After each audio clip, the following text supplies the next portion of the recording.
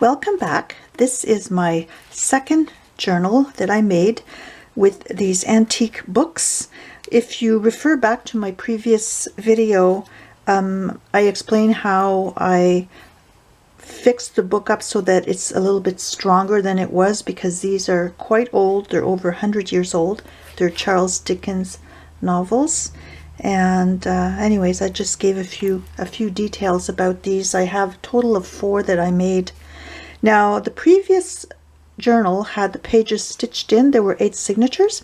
This one has an elastic, so the pages can just slide in. You can add whatever you want in there on the fly, so you're not restricted to using the pages that are already in the book.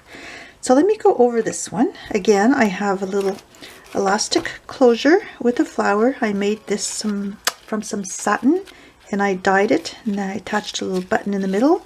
And this little elastic is great because it can expand as you add to your journal if you need to.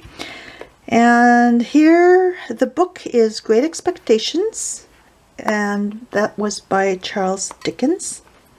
And like I mentioned in the last video, the publisher of this book went out of business, or they closed shop back in 1914. So it's quite old, but it's still in fairly good shape for its age. There's the side of the spine. I had kept the fabric that was covering the spine to reattach here because I wanted to strengthen this. And there's the back is just plain, so that's the original book covers. And then I added some paper to the front, and this was inside the original book. I just cut it out and I put it on the front. Now I have a little bookmark included with this as well, and I'd made this with a vintage earring, so that can just dangle in like that on the side.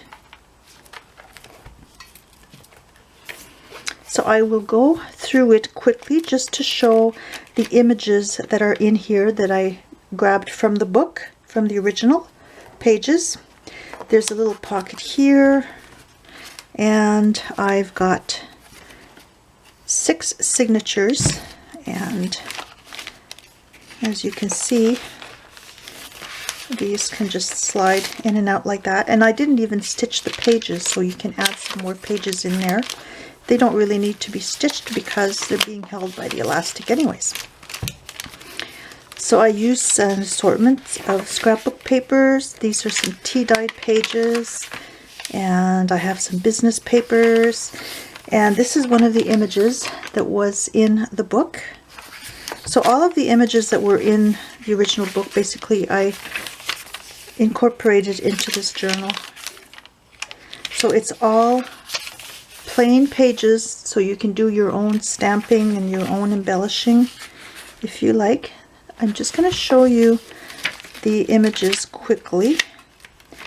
I'll include a link to it in my Etsy shop. That's why I'm doing an individual video, because I like including a link to it, so if anybody's interested in purchasing it, they can see it in more detail than if I just had some photographs of the journal up there. My last journal, I think, had something like 218 pages where you can write on both sides. 114 pages, two-sided, was 218, sorry. This one is probably about the same, but I will count them and include that in my listing. So I just want to show you these images. They're pretty neat, and although the images are old, they're in very good condition. The pages are nicely yellowed. It would have been great if these were in color, but the whole book back then was in black and white.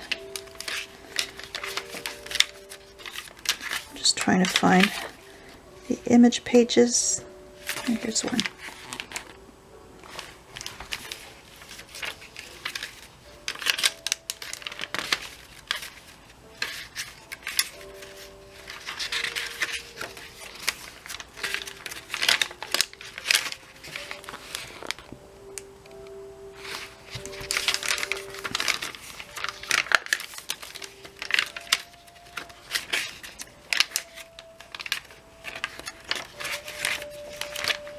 Yeah, I think that was the last one.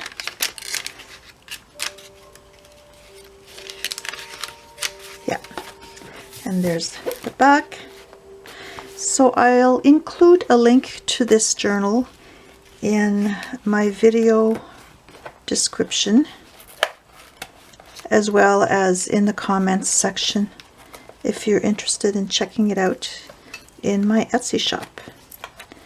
Have a nice day, happy scrapping, and happy journaling. Bye.